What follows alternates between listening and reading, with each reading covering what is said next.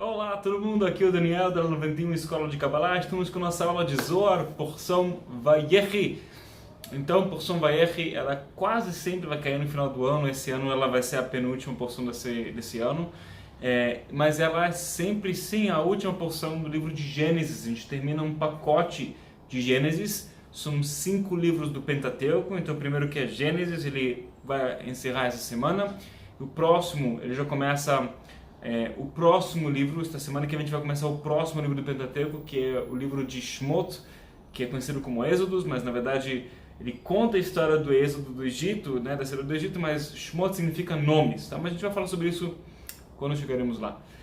E cada um dos 5 livros representa um dos 5 níveis da Sefirot: Keter, Chokhmah, Binah, Zeir Anpin e Malchut. Então o primeiro livro termina, nível de Keter termina, e hoje se chama Malchut de Keter. Essa semana, na verdade, é Malchut de Keter, a manifestação do potencial.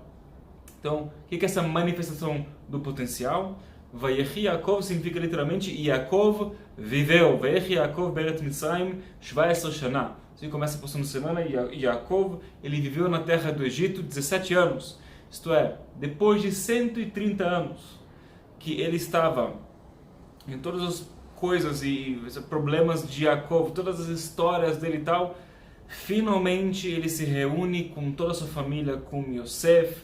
Ele aprende que o filho dele, José, não foi assassinado há 22 anos antes e na verdade ele está vivo. E ele se reúne com todos os irmãos. O filho dele é praticamente o rei do mundo. Eles são ricos, felizes, plenos, and they lived happily ever after, final feliz, entre aspas. E na porção de Vayechi ele termina com...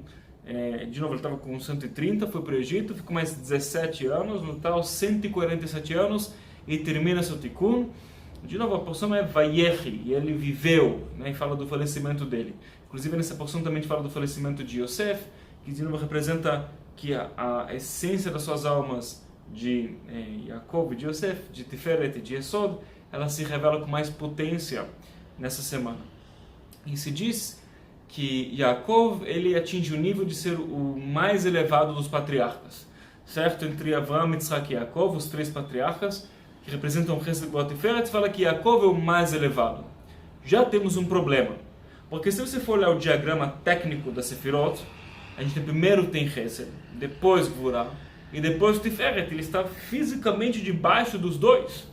Isso significa algo na Kabbalah. Quando se fala de para cima ou para baixo, representa nível de purificação, um nível de elevação, literalmente mais elevado ou menos elevado. E temos um problema aqui, porque Tiferet está debaixo de Chesed, como ele de Gvurah. Por que se diz que Jacó ele é o mais elevado dos patriarcas? Se você já ouviu falar uma coisa dessas, a gente vai falar um pouco sobre isso hoje. E também como isso é relevante para você, para a tua vida, nessa semana, neste dia de hoje, nessa semana em geral, e também na sua vida de forma mais geral ainda. Então, só para ficar bem claro, se você quer chegar de Tiferet para Chesed, você tem que subir. Se você quer ir de Chesed para Tiferet, você tem que descer. Então, de novo, não faz sentido que Yaakov, que é a carruagem espiritual para Tiferet, é o mais elevado de todos. Tá, você pode argumentar, para quem conhece, que Yaakov ele é a reencarnação de Neshama, certo? De Adão. Então, Adão ele se reencarnou em Nefesh, Abraão, Ruach, Yitzhak, e o nível mais elevado da alma, que é Neshama, se reencarnou em Yaakov. Você pode falar que é por isso. É um ponto interessante, mas isso é um potencial. Como ele de fato conseguiu ser o mais elevado, e como ele é mais elevado, se ele está de fato abaixo dos dois. Tá? Então vamos lá. Para a gente poder entender isso, a gente tem que entender qual é o atributo de Yaakov. E Yaakov ele atingiu o atributo de verdade. Fala que Titen emet le Yaakov, chesed le Avraham. Fala que para Abraão foi dado chesed, misericórdia, ele é ligado com a esfera de chesed na direita. Yitzhak está ligado com pachad Yitzhak, o temor de Isaac, que seria o temor a Deus, o temor a Deus positivo, que não é medo de Deus. A gente traduz isso no nosso linguajar mais moderno. Não é medo, não é fobia, e nem pânico, nada disso. Na verdade, esse temor a Deus é uma tradução, uma tradução relevante para o nosso dia a dia, é apreciação, admiração e respeito. Yitzhak chegou no ápice possível que o ser humano pode chegar, a ter apreciação, admiração e respeito para a luz do Criador. Tá? Então, ele tem um pachad Yitzhak. E o que Yaakov recebe? Yaakov recebe o atributo da verdade, Emet. E falei sobre essa questão em pelo menos uma, se não duas aulas, uma esse ano, pouco tempo atrás, e talvez ao longo dos anos um pouco mais, que na dúvida entre a verdade e a misericórdia, quem vence? A misericórdia. Esse mundo estabelecido a misericórdia, e por isso que Chesed está acima de Tiferet, que Yaakov. Yaakov está ligado com o atributo da verdade. Porque ele fala que a verdade ela traz a verdade é uma luz intensa que pode trazer muito julgamento. Por quê? Olha, vamos entender essa questão. Qual é o propósito da verdade?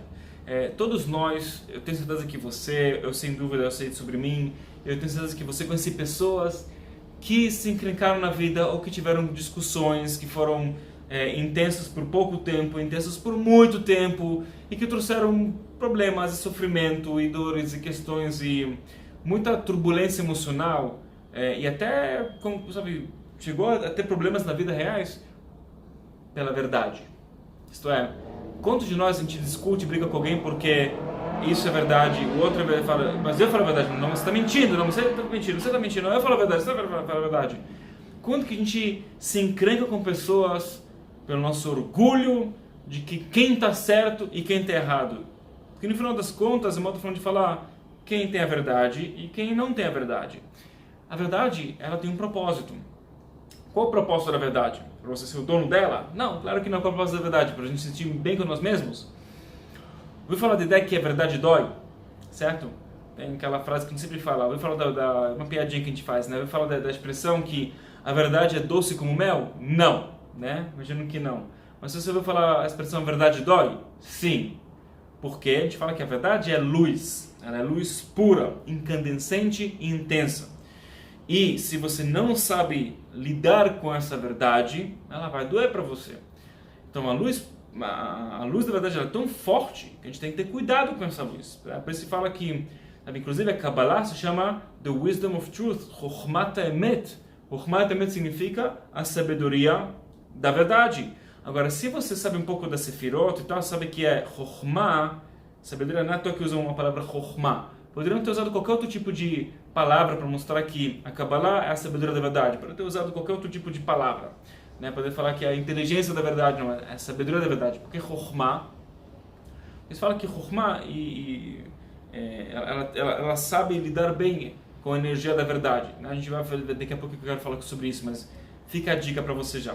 Então, a sabedoria da verdade, ela é Kabbalah, né? Porque se fala que o propósito da verdade é trazer para a gente mais clareza sobre algo, não é isso?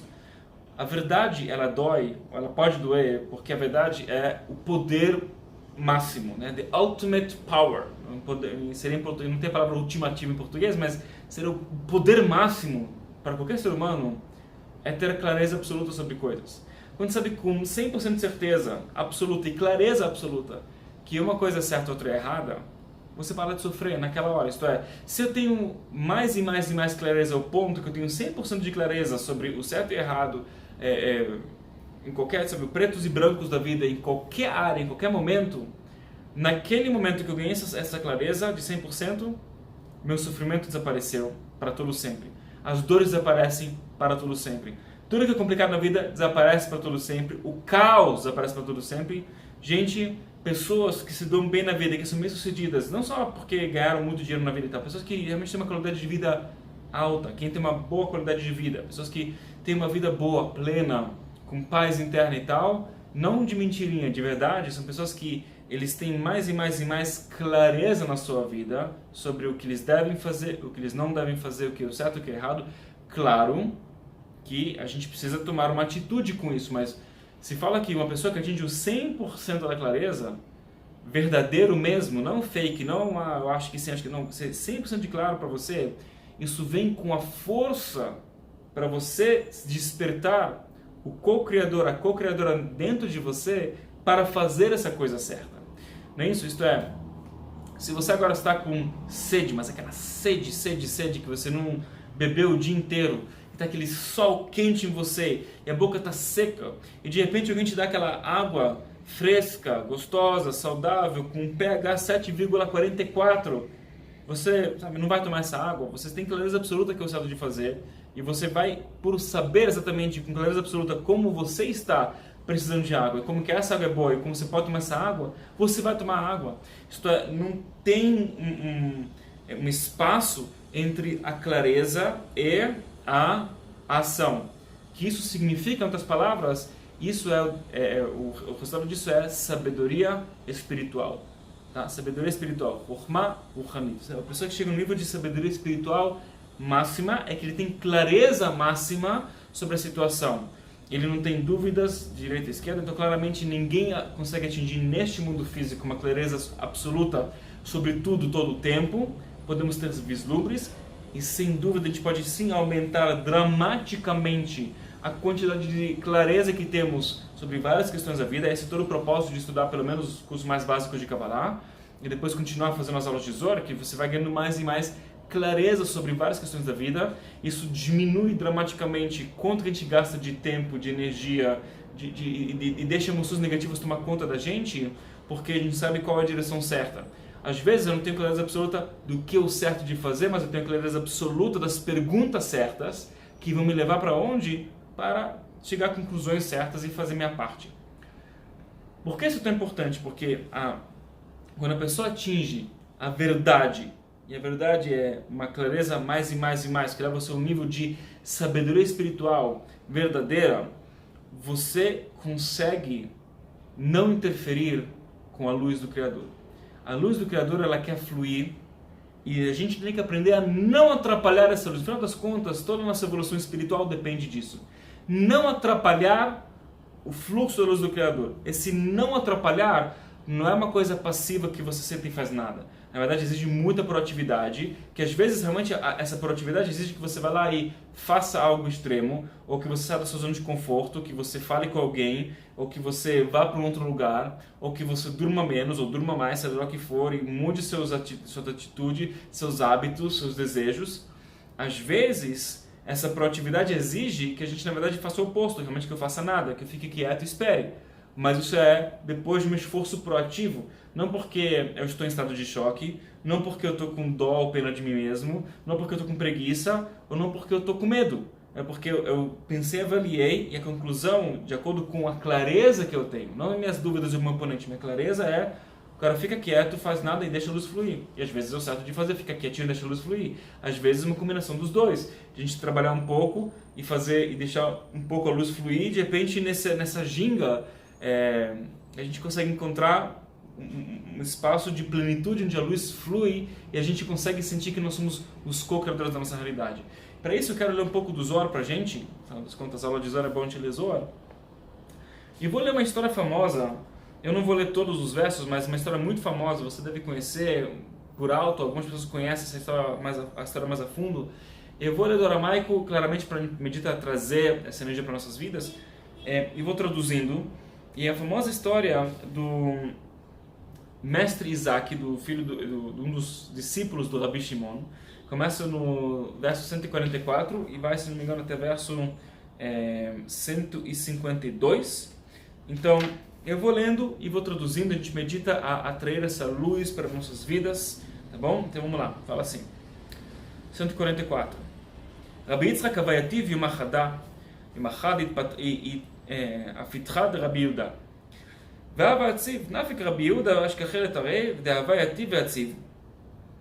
אמר להם, מן יומא דין משאר ימין. Então, fala que mestre Isaac, ele foi parar na casa do mestre Yehudá. Eram dois discípulos muito próximos ao Rabi Shimon.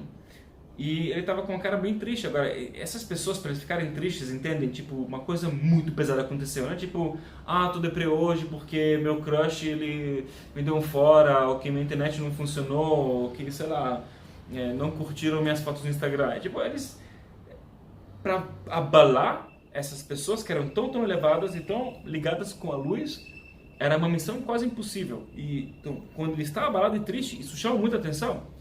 E claro, o mestre Yehudá estava mantendo a sua paz interna, ele pergunta assim, Manu Madin Michel Ben, interessante, o que é esse dia diferente dos outros dias?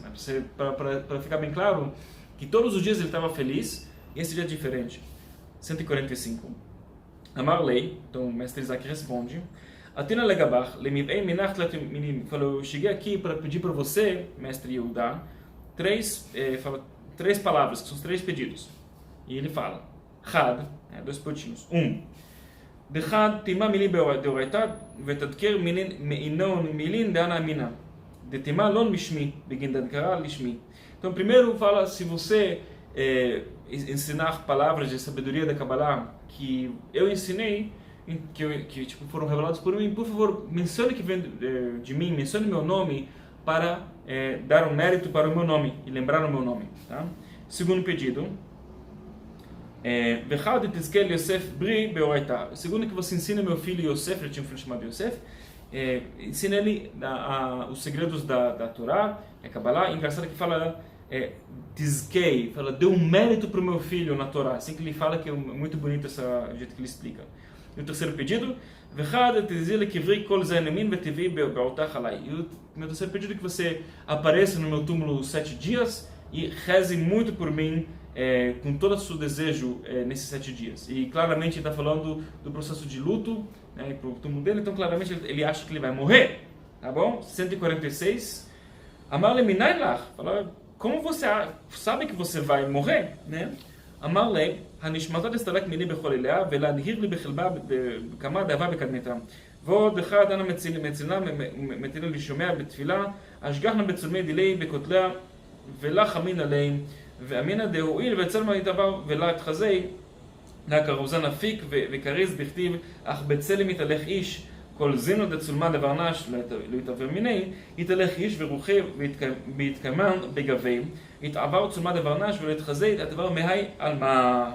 Então fala assim, por que você, não perguntou por que você acha que você vai morrer? Ele responde duas respostas.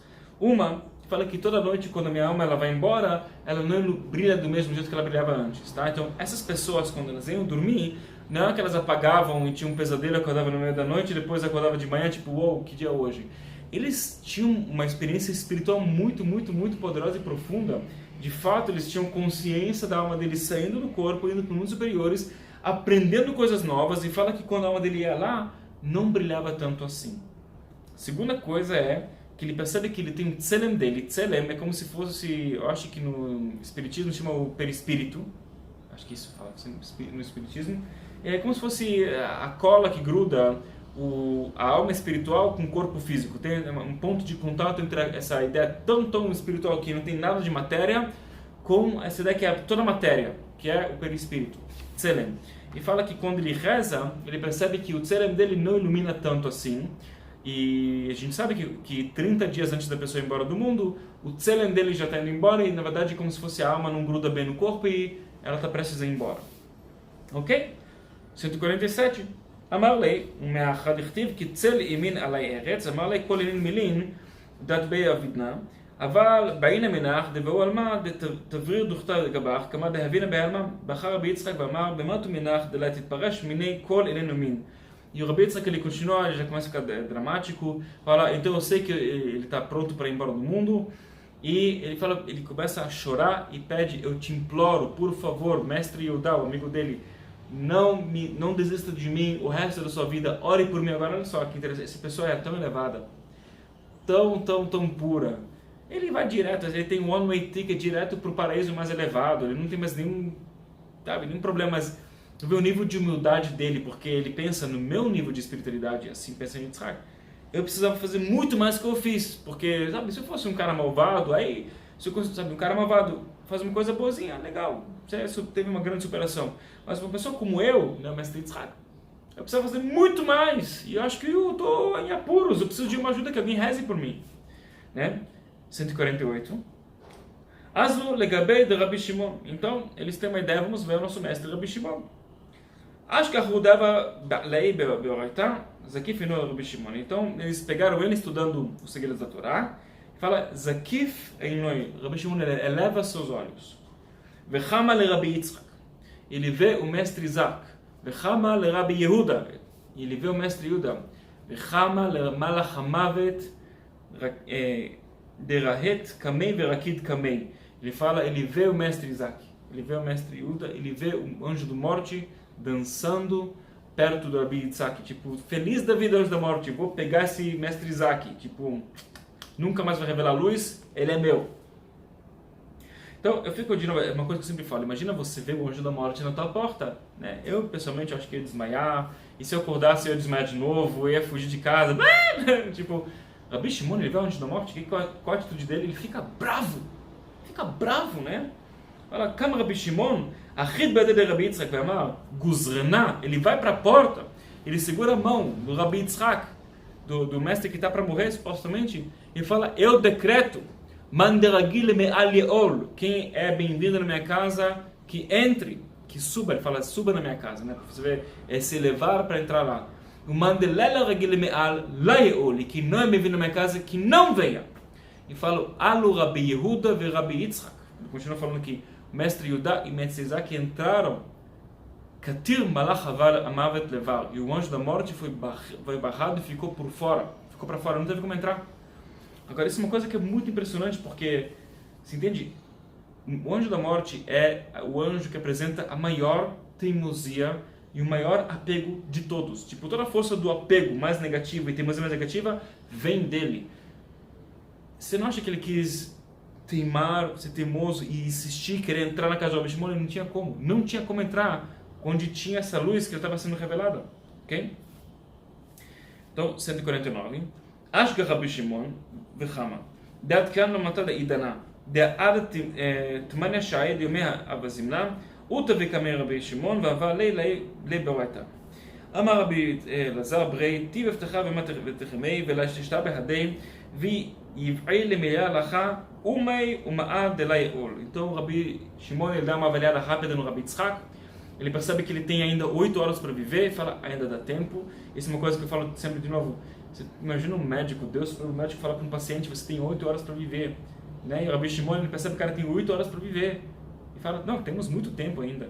Ele pega o filho dele, o Rabi Elazar, fala, o Rabi Elazar, fica na porta, segura que essa peste fica por fora e não entra aqui. Se ele quer tentar entrar, deixa ele por fora. Tipo, what the hell? É muito estranho você ver uma coisa dessa, né? Ok. 150. Amar Rabi Shimon Rabi Yitzhak. O mestre Shimon, ele fala pro discípulo dele, Yitzhak. Hamid yukanad avuch yuma da ou lo. Da tanina, bishat הדבר נס, תרק מהמה, אבוי וקרובו משתכחם תמנימי. וכם מלון ושתמוד אלון וכל עילון דהבה מהדורי לגבי על מה בדרגה חד כולו מתכנסים משתכחי אימי ואזלין עם נשמתי עד עתה ותשרי באתרי אמר עד כאן לא חמנה. Então o Rabi Shimon pergunta, você já chegou a ver a imagem do seu pai no sonho? E ele revela um segredo aqui que fala que quando uma pessoa está prestes a falecer, ele vai ver nos seus sonhos pessoas que já faleceram, mais próximas possíveis. Então se os pais faleceram, vai ver a imagem dos pais, se os pais estão vivos, vai ver a imagem talvez dos avós.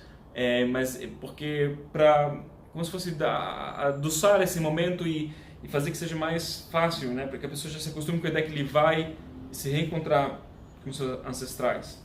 E o Rabi Yehuda, o Rabi Yitzhak, ele fala, não, ainda não vi nos sonhos dos meus pais. Então ele fortalece o Rabi Shimon que ainda tem tempo e tem coisa para fazer.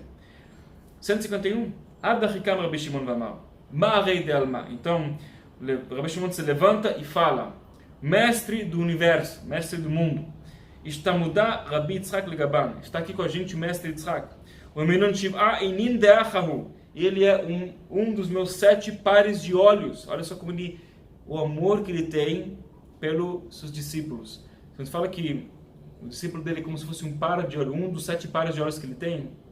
Primeiro que fala que as pálpebras elas protegem os olhos mais rápido que o cérebro entende do perigo que vem, né? Então isso fala que quanto que é precioso para ele a proteção do seu discípulo. O olho são janela da alma, no mais momento de apreciação. O olho é uma das coisas mais bonitas dentro do ser humano. Você percebe como é muito bonito como ele enxerga, né, os seus discípulos. Vou te deixar uma pergunta para você pensar. Agora, a pergunta aqui que o Rabi Yitzhak ele fez para ter o mérito de ser um discípulo do Rabi Shimon. A gente tem que perguntar isso, né? Então vamos lá. Ele continua.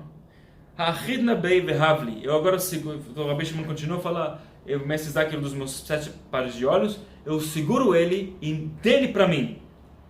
Nafak kala ve'amar. Na hora uma voz do céu se abre e fala. Kurse de Marei Krivu Begadfoi de Rabi Shimon. O trono do mestre está próximo ao Rabi Shimon. O trono do mestre significa, fala que o trono do Criador, ele tem um trono com 4 pernas, Chesed, Gvurah, Tiferet, Malchut. Tá? Então se fala que são os 4 elementos, pode entender como água, fogo, terra e água, terra e ar. Então, esses 4 elementos, eles falam que sustentam a energia do Criador, porque no final das contas não é que Deus precisa de uma cadeira, mas coluna da direita, esquerda central e o recipiente que recebe isso tudo, né? Fala que as energias espirituais mais fundamentais para sustentar o Criador estão próximas ao Rabi Shimon, isto é, ele está próximo à correção espiritual máxima e ainda está vivo, né? Hadidahu, então sendo assim que você é próximo, o seu pedido de uma ordem, fala, Mestre Yitzhak é seu. Ve'amach teitei, contigo ele vai estudar. Bezimnad atio lemishra bekosayach, amar Rabi Shimon vadai.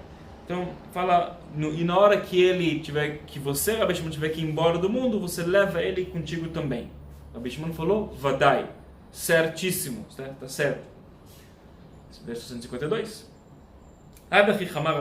De repente, Rabi Elazar ele olha, o anjo da morte se foi, sem insistir, sem implicar.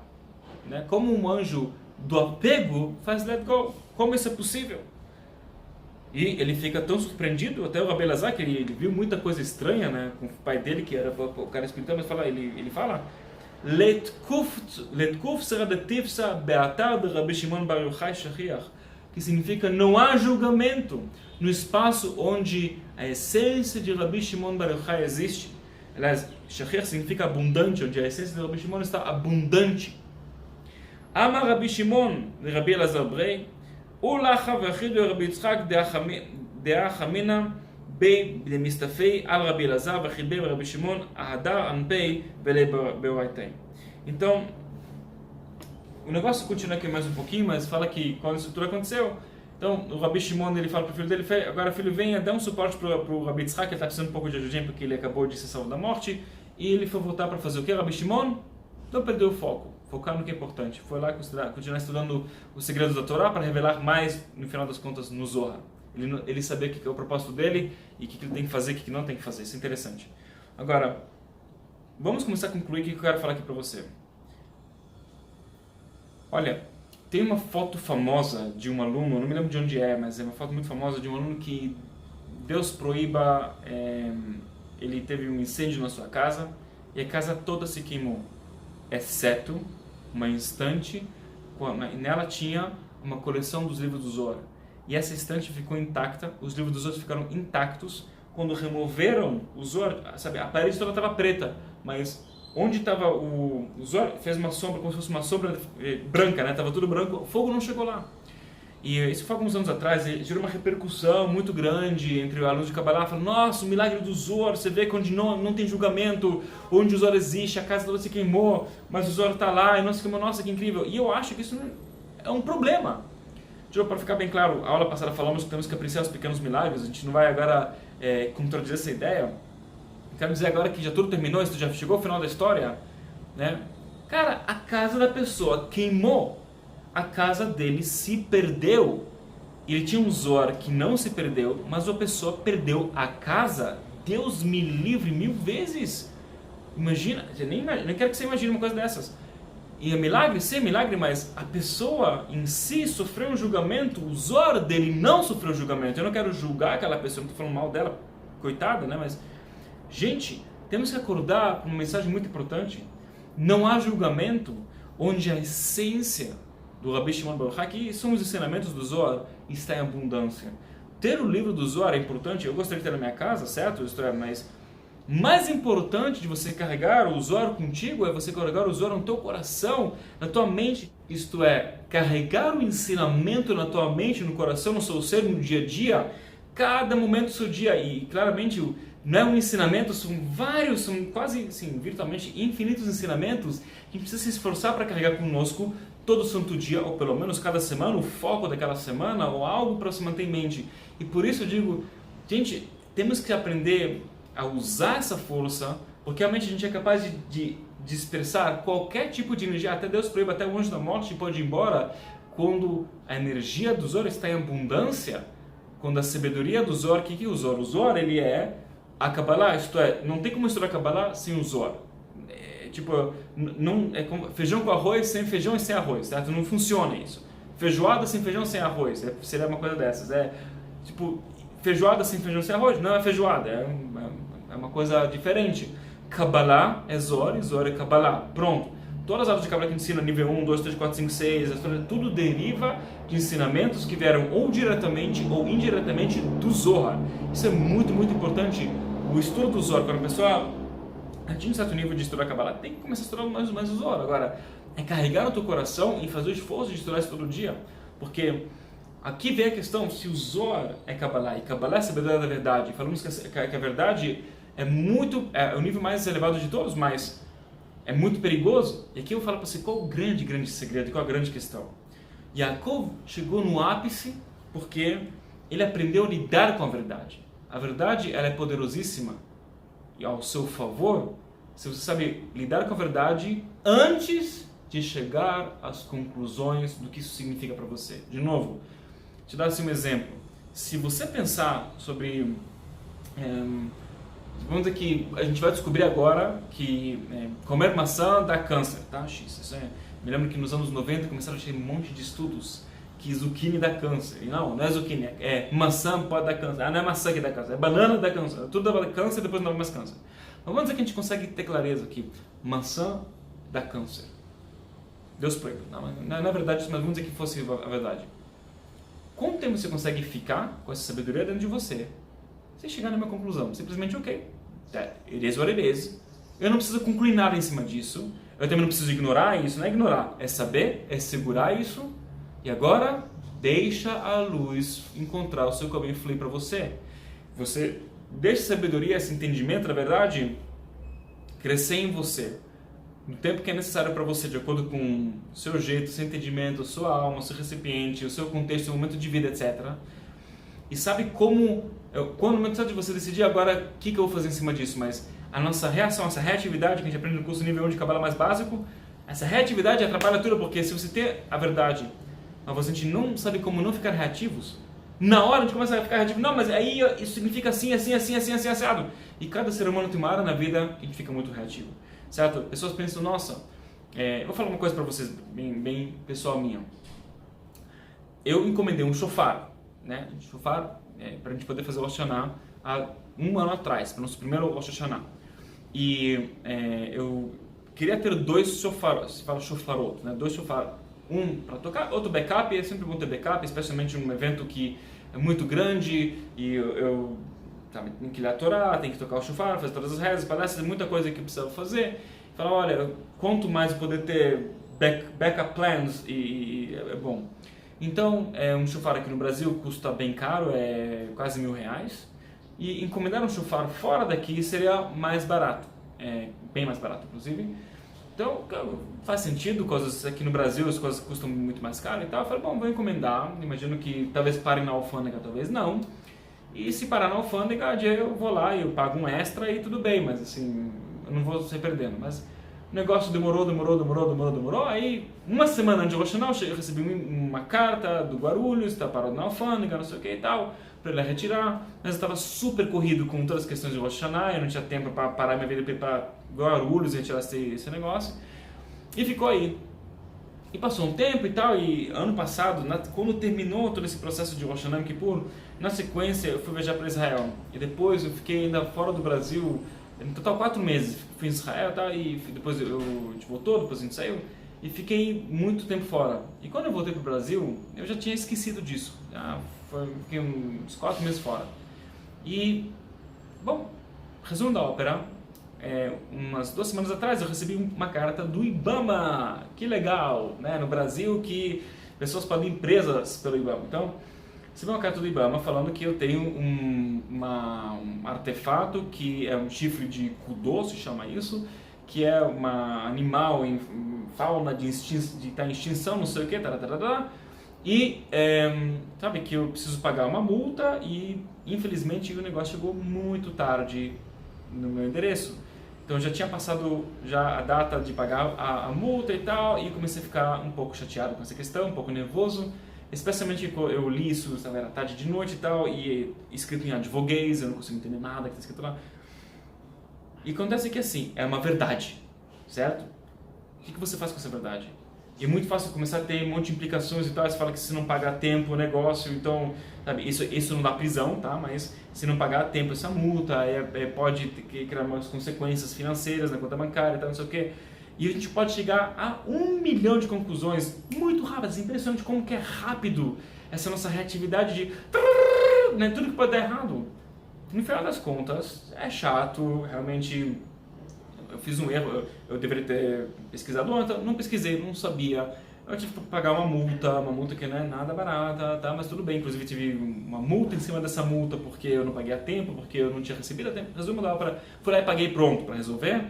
E talvez eu possa ter me assessorado com um advogado e falar que não sei o que, falar que é um artefato religioso, que também questões religiosas nesse país, né, pessoas podem empresas e tal. Mas sabe o que? Eu fiz um cálculo rápido, quando me acalmei, fiz um cálculo rápido da situação, falei o seguinte: até eu encontrar um advogado, fica mais fácil eu pagar esse negócio, me livrar disso e pronto, certo? E depois a gente resolve o que tem que fazer. Eu tenho um monte de alunos para tomar conta, pendências, e-mails, audizor, eu acho que eu vou focar nisso, é melhor. E para algumas áreas da minha vida é muito fácil eu ficar quieto, eu receber a sabedoria de uma verdade, respirar fundo, não chegar a uma conclusão nem para cima nem para baixo. Ah, vou ser muito rico, não vou ser muito pobre. Ah, vai ter muito certo, não, vai ter muito errado. Just let it be, just deixa esse negócio viver em você por 1 minuto, 2 minutos, sei lá, um dia se for necessário, e saber qual é o momento certo de você sentir que agora é a hora de agir, para onde ir, deixar a sabedoria te guiar. Ficar quietinho para a sabedoria te guiar, sem ser reativa.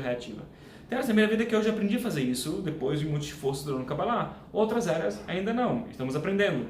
Essa é a grande questão. Uma pessoa que atinge a verdade, mas não consegue lidar com a verdade, porque ele fica constantemente reativo para cima e para baixo. Nossa, agora vai ser muito rico.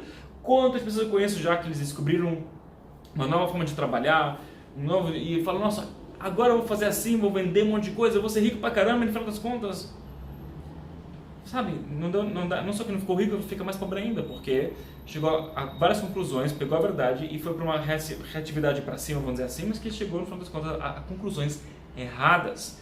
Então, por isso a gente tem que aprender a não chegar ao portanto. É a verdade sem o portanto. Isso que a gente quer aprender da porção da semana, porque Yaakov atinge esse nível só nessa porção da semana, e se fala que no final da sua vida, finalmente, ele atinge o nível mais elevado possível que o ser humano pode atingir sem se desintegrar. O nível da alma é o 4º nível da alma, tá? Que é chamado Hayá, e Hayá dá a habilidade para o ser humano de realmente ter pensamentos e entendimentos divinos. Ele conseguiu ter uma visão de o que vai acontecer no fim dos tempos e atingiu um nível da verdade máxima, não só de hoje, mas para todo sempre. E ele atingiu isso onde? No Egito. Que se fala que para Yaakov, o Egito foi a pior coisa para ele poder ir para o Egito, foi a pior coisa que tem. Porque a negatividade que existia no Egito era muito densa, uma pessoa tão elevada como Yaakov, ele sentia essas clipotas, era difícil para ele.